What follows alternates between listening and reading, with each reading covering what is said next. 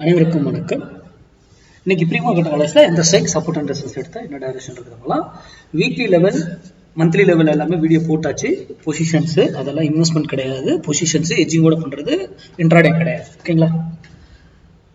இன்னைக்கு நம்ம ஃப்ரைடே, இன்னைக்கு ரொம்ப முக்கியம். இன்னைக்கு ட்ரேட் லாஸ் பண்ணக்கூடாதுங்க. லாஸ் பண்ணாம எப்படி ட்ரேட் பண்ணணும்னு பார்க்கணும் எல்லாரும். ஓகேங்களா? அதுக்கு தகுந்தப்போ ட்ரேட் பண்ணுங்க. மண்டே ட்ரேட் மிஸ் பண்ணக்கூடாது, ஃப்ரைடே ட்ரேட் லாஸ் பண்ணக்கூடாது. நம்ம சேனலோடைய ஸ்லோகனே அதுதான். ரீட்டைல் ட்ரேடர் பாருங்க, 9,50,000 நியர் பையில் இருக்காங்க. எகைன் நேத்தும் அவங்க இன்னும் பைக்கு தான் வந்திருக்காங்க. ப்ரோ ட்ரேடர் சொல்லிருக்காங்க. அப்போ இதுல ஒரு விஷயம் நடக்கும். ரெண்டு சினாரியோ நடக்கலாம். ஃபர்ஸ்ட்ல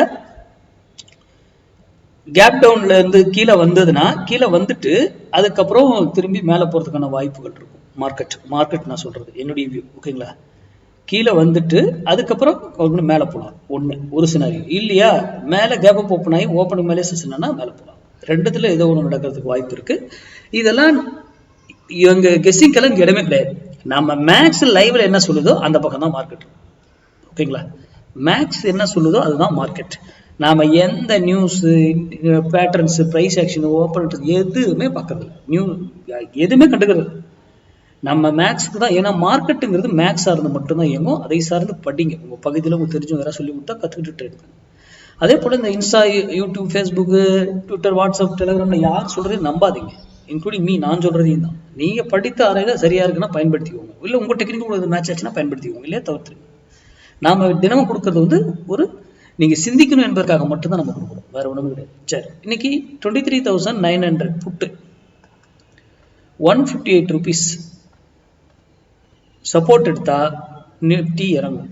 அது 158 rupees ரெசிஸ்டன்ஸ் எடுத்தா நிஃப்டி ஏறும். அதே அது 158க்கு மேலே போனாலும் ஒரு வேளையில திரும்பி ஆகணும், ஆறு அதே டைரக்ஷன் கண்டினியூ ஆகலாம். அதே போல கீழே வந்தாலும் ஒரு வேளையில திரும்பி ஆகணும், ஆறு அதே டைரக்ஷன் கண்டினியூ ஆகலாம். ஃபுல்லி மேக்ஸ் தான் இது. எல்லாம் பிஃபோர் கால்குலேஷன். மார்க்கெட்ல நமக்கு லைவ்ல எந்த வேல்யூ கிடையாது. கால்குலேட்ல எந்த வேல்யூ எங்க என்ட்ரி, என்ன பை பண்ணணுமா செல் பண்ணணும் எல்லாங்கிறது அங்க பார்க்கறது மட்டும்தான் வேலை. லைவ்ல எதையும் நம்ம பார்க்கணும்னு அவசியம் கிடையாது. எல்லாம் பிஃபோர் கால்குலேஷன். ஓகேங்களா? லைவ்ல அதனுடைய வேல்யூல இயங்கிட்டு. அப்போ சரி, இல்லை சார் இந்த 158 வரல, நான் என்ன பண்றேன்?